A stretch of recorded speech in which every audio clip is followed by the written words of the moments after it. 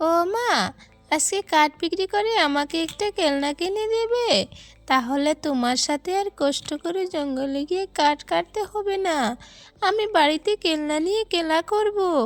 ঠিক আছে, আগে কাঠটা বিক্রি হোক, তারপর না দেখব। এভাবে তারা মা মেয়ে কথা বলতে বলতে শুকনো কাঠের ঠেলাগাড়িটা নিয়ে বাজারের দিকে চলে যায় আর কাঠ বিক্রি করতে থাকে আর বলে, কেউ আছো, কেউ আছো, নিবে কাঠ, নিবে কেউ, কেউ কাঠ নিবে, শুকনো কাঠ। তারপর চলে আসে পায়রা। কবুতর দাদা, তুমি কি আমার কাঠ নিবি? না রে, আমি কাঠ কিনবো না, তুই অন্য কারোর সাথে বিক্রি করে দে। এই বলে কবুতর চলে যায়। টুনির অনেক মন খারাপ, সে কি করবে। এরপর সে বাজারে সব পাখিদেরকে বলল যে আমার কাঠটা কিনো তোমরা, কিন্তু কেউ কিনতে রাজি নন। তারপর টুকি বলল, চলো মা, এ বাজারে তো শুধু পুরুষ পাখি, মহিলা পাখি নেই। আমরা বরং ওই জঙ্গলের পাখিদের বাসার সামনের দিকে যাই, তাহলে মহিলা পাখিদেরকে হয়তো কাঠ কিনতে পারে। এ কথা শুনে টুনি বলছে, ঠিক আছে রে মা, চল তাহলে আমরা যাই। তারপর তারা মা মেয়ে মিলে আবার ওই কাঠের গাড়িটা নিয়ে চলে গেল বনের দিকে। যেতে যেতে তারা একটু দূরে গিয়ে পেল ময়ূরীকে। বলল, ময়ূরী দিদি, তুমি কি কাঠ কিনবে? না রে, আমি এখন গ্যাসের চুলাতে রান্না করি। তারপর ও কথা বলে ময়ূরী চলে গেল। কাকুলিকে বলল, কাকুলি দিদি, তুমি কি লাকড়ি কিনবে? কাকুলি বলল, না রে, আমার লাকড়ির প্রয়োজন নেই, তবে কিনতে পারি যদি তুই 100 টাকায় সবগুলো দিয়ে দিস। বলছো কি দিদি, এখানে 500 টাকার কাঠ আছে আর তুমি বলছো 100 টাকায় দিয়ে দিতে? তারপর কাক বলছে, ঠিক আছে, দিয়ে দিলে দে, না হয় তোরগুলো তুই নিয়ে যা। তারপর টুনি আর কিছু না করার পেয়ে সে কাঠগুলো কাকুলিকে দিয়ে দিল আর ওখান থেকে 100 টাকা নিয়ে মা মেয়ে বাড়িতে চলে আসলো। বাড়িতে চলে এসে টুকিকে বলছে, দেখ রে মা, এই তো মাত্র 100 টাকা পেয়েছি। এখন এই টাকা দিয়ে না খাবার কিনবো, নাকি তোকে খেলনা কিনে দেব, কি যে করব। টুকি বলছে, না মা, আজকে আমার আর খেলনা লাগবে না। অন্য একদিন তুমি যখন বেশ পয়সা পাবে, তখন না হয় আমাকে খেলনা কিনে দিও। আজকে বরং তুমি খাবার কিনে নাও, ঘুরে গিয়ে তো আমাদের খেতে হবে। আমার লক্ষ্মী সোনা মা। এই বলে টুকি আর টুনি বাজার থেকে সবজি নিয়ে বাড়ির দিকে রওনা হয়ে যায়। এভাবে দিন ফুরিয়ে বিকাল চলে আসে। রাতে টুকি ঘুমিয়ে আছে আর টুনি পাশে এসে কান্না করছে আর বলছে, হে বিধাতা, তুমি আমাকে এত গরিব দিয়েছো কেন? আমি আমার মেয়েটার কোনো সকাল্লাদ পূরণ করতে পারি না। দয়া করো বিধাতা, এই অভাব থেকে আমাকে মুক্তি দান করো। এই বলে টুনি কান্না করতে থাকে আর এভাবে রাত ফুরিয়ে সকাল হয়ে যায়। পরদিন টুনি আবারও কাজের জন্য বের হয়ে যায় আর টুকিকে বলে, টুকি মা, তুই বাড়িতেই থাক, আমি বরং কাঠ কেটে নিয়ে আসবো। তারপর টুকি বলে, ঠিক আছে মা, তুমি সাবধানে যেও। টুনিটা ঠেলা গাড়িটা নিয়ে জঙ্গলের দিকে চলে আসে আর এখানে পড়ে একটি ডাইনি আর্তনাদ করছে, আমাকে কেউ আছো, আমাকে বাঁচাও, আমার খুব কষ্ট হচ্ছে। টুনি শুনে বলছে, কে আর্তনাদ করছে, আমি একটু দেখে আসি তো। তারপর টুনি এক পা দুপা করে যখন সামনে গেল, তখনই দেখতে পায় একটি ডাইনি পড়ে আছে। আর টুনি ভাবছে, যদি আমি ওকে উঠাই তাহলে কি আমার ক্ষতি করবে? কি করব, ওকে উঠাবো নাকি রেখে চলে যাব? তারপর টুনির বিবেক আর মানছে না। তারপর বলল, এই যে দিদি, ডাইনি দিদি, তোমার কি হয়েছে? তুমি এখানে তো আর্তনাদ করছো কেন? ডাইনি বলছে, এ পাখি, তুমি আমাকে একটু সাহায্য করো, আমি অনেক কষ্টে আছি, আমার খুব জ্বর হয়েছে গায়ে, তুমি আমাকে একটু সাহায্য করো। এই বলে ডাইনি আর্তনাদ করতে থাকে। তারপর এক পর্যায়ে টুনির মায়া হয় আর বলে, এসো, তুমি আমার ঠেলা গাড়িতে এসো, তোমাকে নিয়ে আমি বাড়িতে নিয়ে গিয়ে সেবা করে সুস্থ করে তুলব।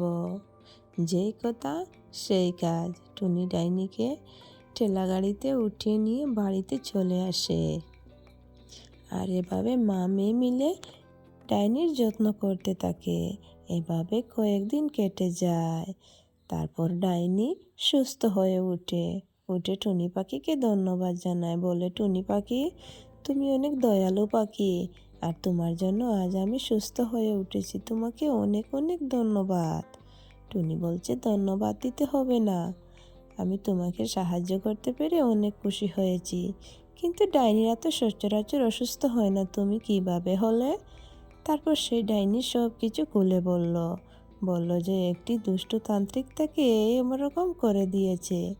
সে খুব ভালো ডাইনি, পাখিদের সাহায্য করে, কিন্তু এই তান্ত্রিক সেটা মেনে নিতে পারেনি। তার জন্য তাকে বন্দি করে রেখে দিয়েছিল, আর সে ওখান থেকে বেরিয়ে এসে অসুস্থ হয়ে পড়ছিল।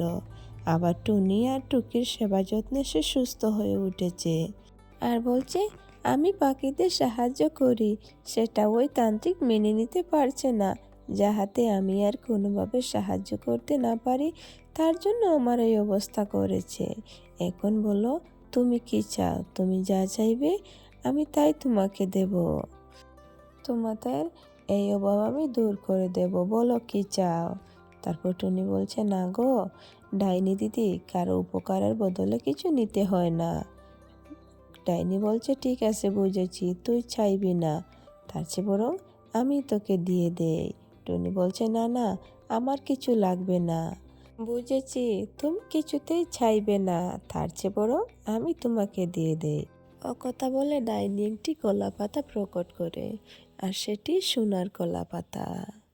ডাইনি বলে, এই সোনার কলা পাতাটি একটু জাদুকরি পাতা, ওটাতে তুমি যা চাইবে তুমি তাই পাবে, আজ থেকে ওটা তোমার, আমি তোমাকে দিয়ে গেলাম। টুনি উপহার পেয়ে ডাইনিকে ধন্যবাদ জানাচ্ছে, ডাইনি দিদি তোমাকে অনেক ধন্যবাদ, তুমি আমাকে এত সুন্দর একটা উপহার দেওয়ার জন্য। ডাইনি বলছে, ঠিক আছে, আর ধন্যবাদ দিতে হবে না, তার চেয়ে বরং আমি আসি।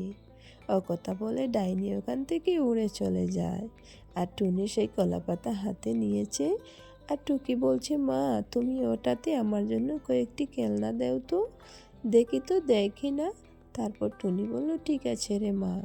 তারপর টুনি ওই কলাপাতাকে বলল, তুমি আমার মেয়েকে, সোনার কলাপাতা, তুমি আমার মেয়েকে কয়েকটি খেলনা দিয়ে দাও।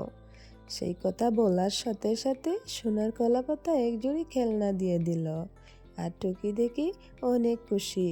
তারপর টুনি বলল, দেনে রে মা তোর খেলনা। টুকি দেখে অনেক খুশি আর বলল, মা আজ থেকে তোমার আর কাজ করতে হবে না, এই কলাপাতার সাহায্যে আমরা সংসার চালাবো।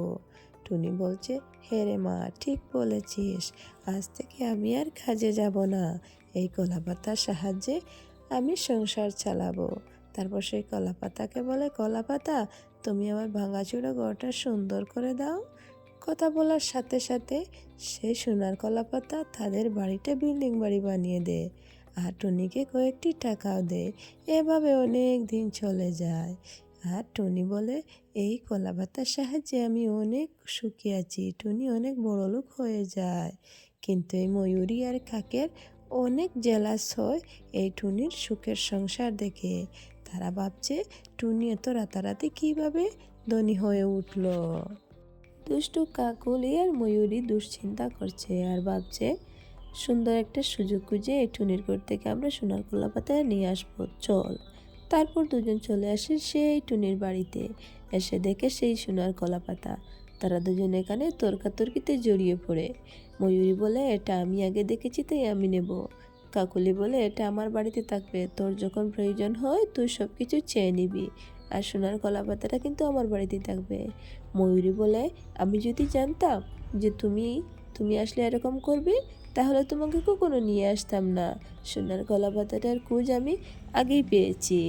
এই কথা বলে তারা দুজন অনেক ঝগড়া করতে শুরু করে, আর তাদের ঝগড়া শুনে টুনির এক পর্যায়ে ঘুম ভেঙে যায়, আর এখানে এসে বলে, এই যে সোনার কলাপাতাটা কিন্তু আমার, তোমাদের কারো বাড়িতে নেওয়া হবে না, এটা শুধু আমার বাড়িতেই থাকবে। টুনিকে দেখে ময়ূরী আর কাকুলি ভয় পেয়ে যায় আর বলে, এই রে আমরা তো ধরা পড়ে গেছি। টুনি বলে, হ্যাঁ দিদিরা, তোমরা তো ধরা পড়ে গেছো, আর এখন শাস্তিও পাবে। তখনই কাক বলছে, আমাদের ক্ষমা করে দাও, আমরা এসব আর করবো না কখনো। আর এভাবে ময়ূরীও বলছে যে আমাদের ক্ষমা করে দাও, আমরা আর এরকম কখনো করব না। তারপর টুনি বলল, ঠিক আছে, এত করে যখন চেয়েছ তখনই আমি ক্ষমা করে দেব, কিন্তু এরকম কাজ তোমরা আর কখনো করবে না। তারপর তারা দুজন বলে, হ্যাঁ, আমরা আর কখনো এরকম কাজ করব না। তারপর টুনি মাফ করে দিলে তারা ওখান থেকে উড়ে চলে যায়। তারপর তারা দুজন গাছে এসে বলে, যদি আমরা এখানে তর্কাতর্কিতে না জড়িয়ে পড়তাম তাহলে এতক্ষণে সোনার কলা পাতাটা আমাদের কাছে থাকতো। তারপর ময়ূরী বলছে, ঠিক আছে, আমাদের লোভের জন্য এটা হয়েছে, আর কখনো লোভ করব না। আর ওদিকে টুনি আর টুকি সুন্দরে আর আরামে এসে তাদের সংসার চালায়। তো দেখেছ বন্ধুরা, সব কিছুতে কিন্তু লোভ করতে নেই, লোভ করলে লোভের শাস্তি কিন্তু পেতে হবে। আর এরকম সুন্দর সুন্দর টুনি পাখির ভিডিও পেতে চ্যানেলটি সাবস্ক্রাইব করো। Bye bye.